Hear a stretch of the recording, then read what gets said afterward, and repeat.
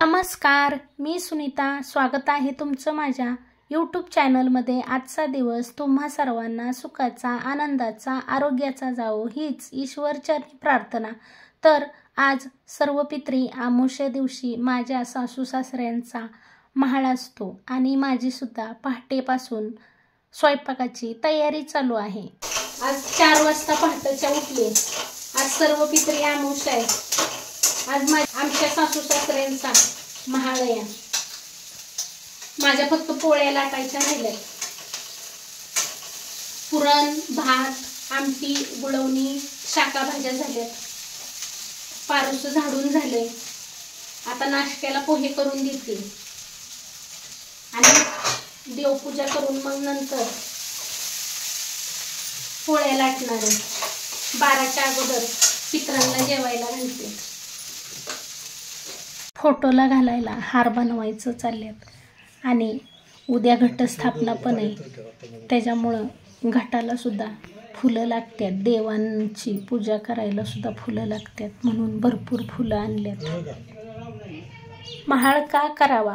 महाळ केल्याने आपल्या घरात सुख आरोग्य राहते आणि महाळ केल्याने आपल्याला व आपल्या मुलाबाळांना सुद्धा सुख लागते. वर्ष सुपाळ जाते. महाळ केल्याने पितृदोष लागत नाही. पितरांना जेवू घातले की पितरांचे सुद्धा समाधान होते आणि पित्र आपल्याला चांगला आशीर्वाद देतात. म्हणून दरवर्षी महाळ करावा. पितरांचा आत्मा शांत केला तर आपल्याला सुद्धा शांतता मिळते. घरात सतत कटकटी होत असल्या, आपल्या उद्योगधंद्यात यश येत नसलं तर आपण पत्रिका बघतो आणि आपल्याला सांगतात की पितृदोष आहे. पण असं नाही.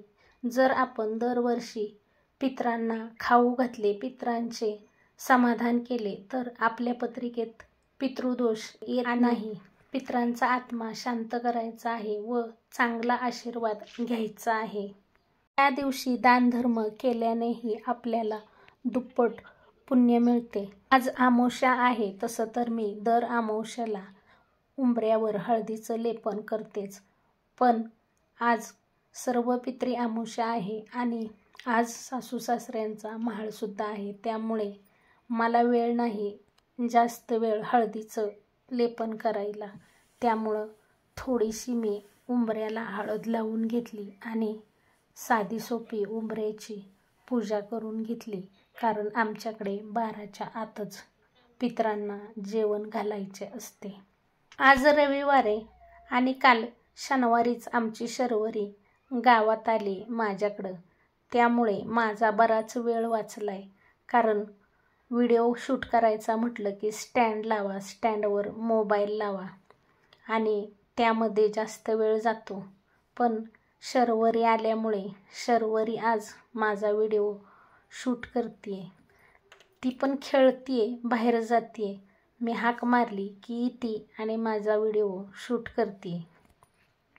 नाहीतर मग आज व्हिडिओ शूट करणं शक्यच नव्हतं. पण शर्वरीमुळे व्हिडिओ शूट करणं शक्य झालं. वाजलेत 9:30. पुरण वाटून तयार झाले. शाका भाज्या, 7 प्रकारच्या शाका भाज्या. तळण प्लास्टिकच्या पिशवीत ठेवले. तळण सादळतं किंवा मग डब्यात ठेवलं तरी चालतं. भात झालाय. मस्तपैकी पोळ्याची कटाची आमटी झाली. गुळवणी झालंय. आता पोळ्या लाटायच्यात. आमच्या यांचं चाललंय फोटो मांडायचं.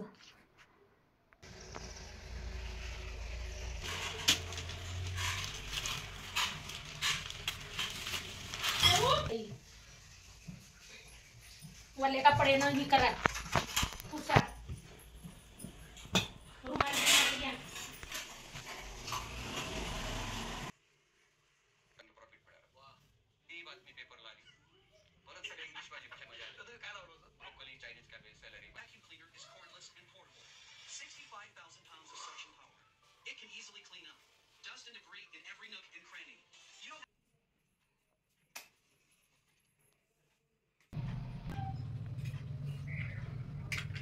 दादांच्या फोटोला नाम वाढा कुंकवाचा. टोपी तर नाहीच घातली, पुसला सुद्धा नाही नीट फोटो.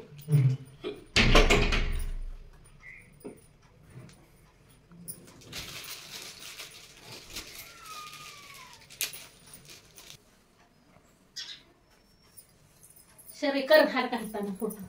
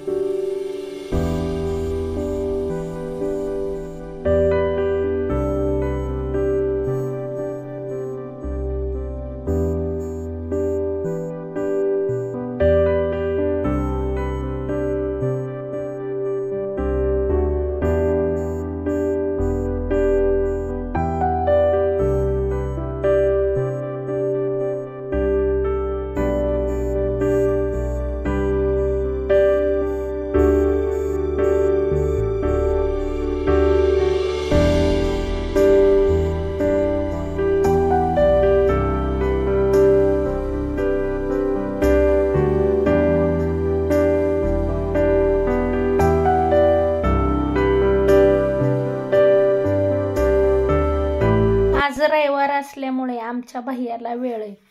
दररोज आमच्या भैयाला वेळ नसतो, कारण सकाळी इंग्लिश मीडियमवर मॅथ्स विषय शिकवायला जातो आणि दुपारी आल्यावर IT कंपनीचं काम करत बसतो. त्यामुळे त्याला व्हिडिओमध्ये यायला वेळ नसतो. आणि शर्वरीला पण रविवारची सुट्टी आहे. त्याच्यामुळं मी तुम्हाला मगाशी सांगितलंच की शर्वरीसुद्धा माझ्याकडं गावात आली.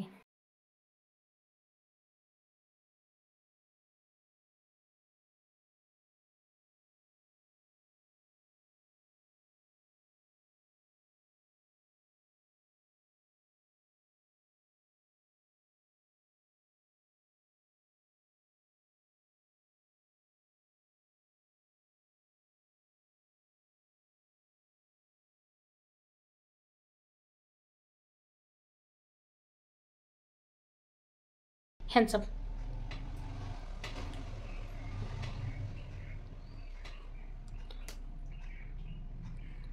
फोटोची पूजा झाली आहे.